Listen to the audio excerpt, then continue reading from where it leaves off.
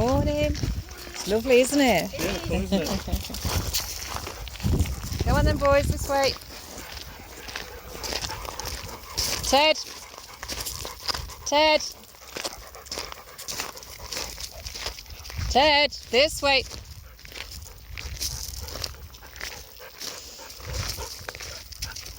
Ted, this way.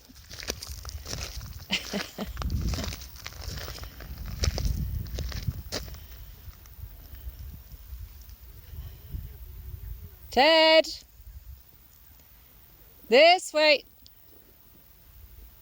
Come on, this way. Ted. Ted, come on. Ted, come on, this way. Thanks.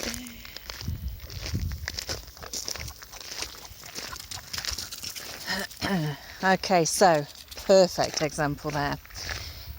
Everything's going well with Ted. He's with me on a school day today, and he did originally start off. Just head down here, they can have a little dip and drink, whatever.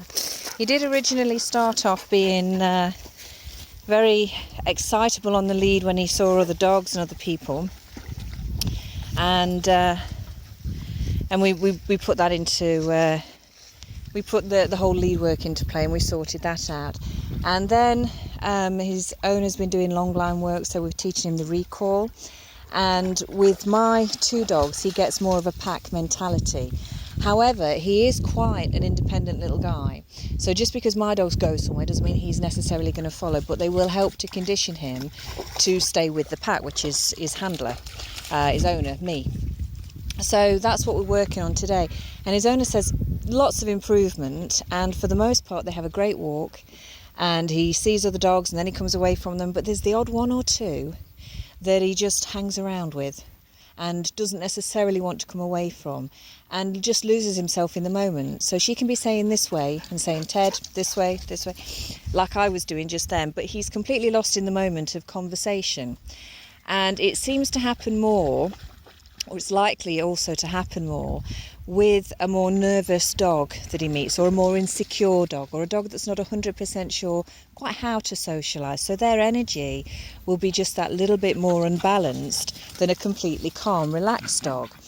And if that's the case, I get walking now. Hey, no. And if that's the case, then Ted will spend more time with them, because naturally with dogs, if they don't see a clear leader or a calm... Rio's playing with him. Rio doesn't often play. He's actually playing with Ted. That's quite interesting. Yeah, because he doesn't normally do that. I'm going to go back up on the path. Yeah, so with dogs, if they are with another dog or person who has a slightly insecure energy or a more unbalanced energy, not big lad, they will try and take over. They're basically, if they don't see a clear leader, they will assume that role themselves. So it could well be that Ted's meeting lots of different characters of dogs, and if he meets one that has this kind of unbalanced energy, he's hanging around a little bit more to basically say, hey, I'm going to take over, I'm going to lead you, or, just to try and sort that energy out, basically. And that's just his kind of novice attitude, because he's still very interested in dogs he meets. He's only young. So there's a perfect example there. The dog that he was more interested in there was the dog that hung back when we first met up.